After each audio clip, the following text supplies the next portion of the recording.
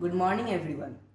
I, Shah of Class 8 of Athreday Public School, Balurghat, am present here to deliver a heroic epic or a heroic story of the legend of Shah of Kargil, Captain Vikram Batra.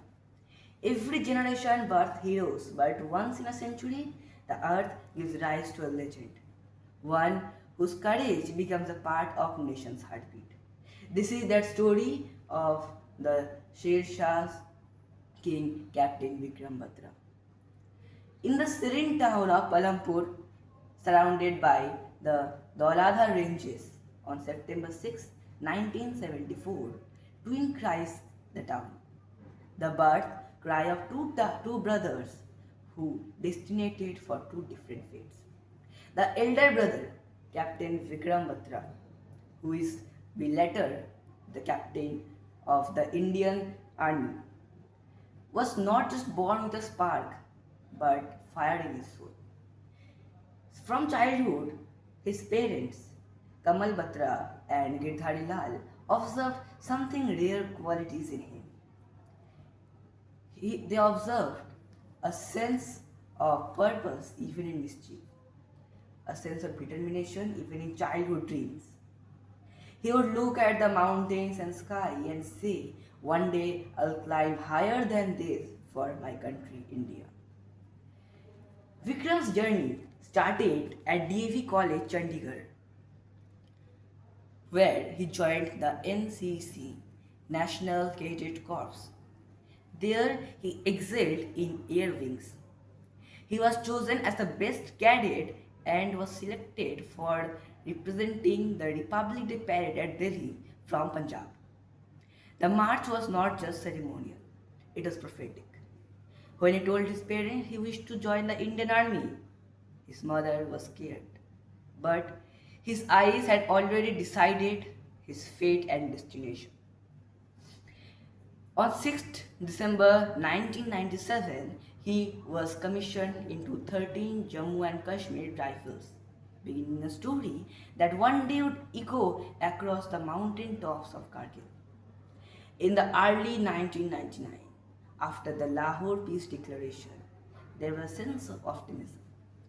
But peace can be fragile, especially at the border area, betrayal brigade.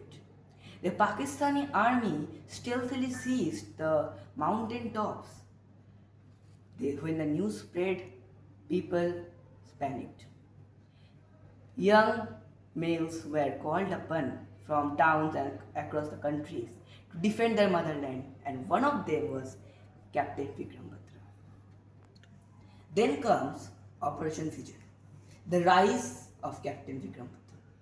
His battalion at 13 Jack Rifles was given an almost impossible mission to recapture point 5140, a 17,000 top foot that controlled vital routes of India. The enemy sat above, armed and ruthless. Most of the people or army would have hesitated.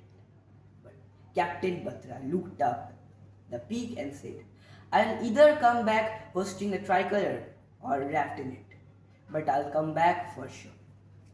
Under the cover of chilly nights, the icy wind that cuts through the skin, bullets whizzing past like angry hornets. Yet his voice rose to the dark. Durga Mata ki jai. Leading from the front, he climbed the cliff face, cleared enemy bunkers one by one, and finally succeeded the mission. His coded language, after succeeding, was given across the radios. It was simple, powerful, yet strong. Ye dil mange mo. Those four words weren't a slogan anymore for any commercial. They became a war cry, a slogan for victory, a call for India. But the destiny demanded something more for Vikram Batra. In the final battle of point 4875, barely days later, after the Operation Vijay, he was tasked with capturing point 4875. a narrow edge with steep falls and ruthless fire from the enemy. He knew what this meant in this soldier did. A very dangerous mission. Still he smiled. The heights don't scare me, he said. I was born to climb them.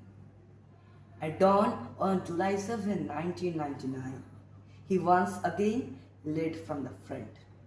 The enemy fire was relentless.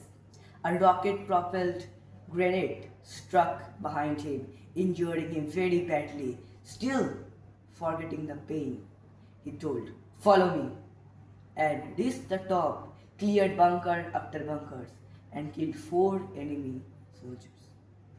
His men, inspired by his unyielding spirit, charged ahead.